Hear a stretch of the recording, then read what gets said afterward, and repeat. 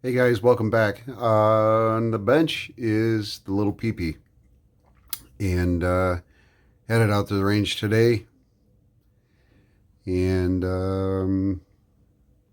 yeah, it's an RTI pistol, handgun, firearm. Yeah, a couple things. These, like I said before, these were made from 53 to 57. There's only 4 years. This isn't a World War II surplus or anything like that, but it did spend considerable amount of time in Ethiopia and probably was stored with the rest of RTI stuff in a goat shed out in the middle of the desert. And she's rough. It is tired. It's tired. However, I did get 2 full mags through it, and it had some difficulties. And the biggest difficulty, I'm going to zoom you guys in here because this is yeah, extreme close up. Anyway, lost my pick. I'm always losing picks. If you look at these little pins right here, these guys, right here, they ride in these little channels inside of the frame.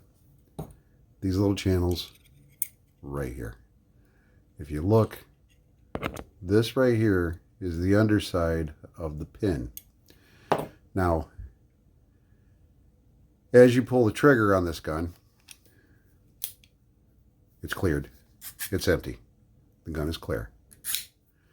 As you pull the trigger on this gun, you'll see that little pin rotate.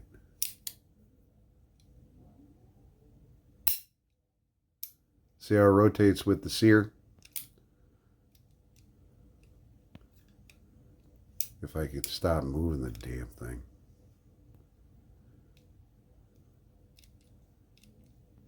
See it rotate with the sear? Well, what happens is these pins wear, and it'll come loose inside of the holes, and it'll rotate one way and it won't rotate back, and it gets stuck in that channel. And when it gets stuck in that channel, that creates play in the sear. And remember, in the first video, I would pull the trigger and the hammer would hang up about right there, and then I'd let go and pull it again and the hammer would go home. Well, that's from having play in the sear. The sear moves back and forth. So I've got to figure out how to account for that. I don't know if I can get new ones. I don't want to get used ones because, well, they're used, and that's just probably going to contribute to this, have the same problem.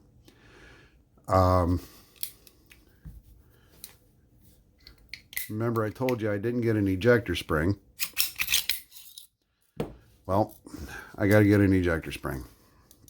I would shoot this gun, and when I fired, the ejector would pop up, and it's also the slide stop, and it would stop the slide from going home. Big problem. So I'd have to rack the slide back, let that fall, and then send the slide home. So it's got some issues. Nothing that I can't try to fix, but it is rough. And what I'm planning on doing with this gun is it's going to get an evaporust bath for about 24 hours. I'm going to take it down to bare steel. Everything. It's going down to bare steel. And I'm going to refinish it. I don't know if I'm going to have it Cerakoted. I don't know if I'm going to blue it. I'll probably blue it. It's probably going to get blued.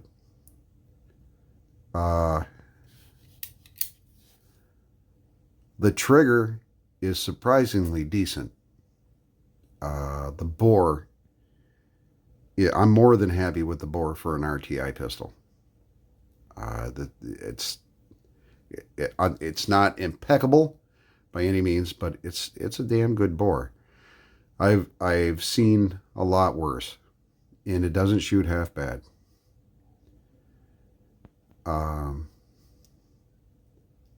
But yeah, I'm going to order that spring. And I'm going to look for pins. I don't know if I can get these pins made. I might be able to get them made. And we'll go from there. You guys will probably never see it again. This will probably be the last video on this gun. But range report, for what it is, it's not too bad. Would I buy it again? No. And if you guys are considering buying one of these guns, save your money for something better. I'm going to tell you, save your money for something better. There's a lot of them out there. And if you guys are getting into the military surplus game, and I know it's out there, but surplus ammo, unless you're ready to spend an hour or better with patches to clean your rifle, pass on the surplus ammo. This is after 80 rounds of Turkish surplus 8mm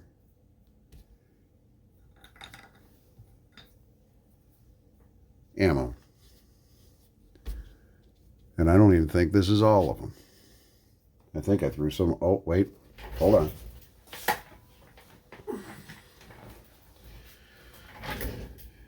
These ones fell on the floor. This is an hour of running water down the barrel, flushing out the crap, coming through with a brush, and then coming through with patches. Eventually, I got to, I don't even know where it went. Eventually, the patches were coming on. I think that's one of them. I'm not sure. But eventually, the patches were coming out clean. But I didn't count how many are here. But this is just 80 rounds of surplus ammo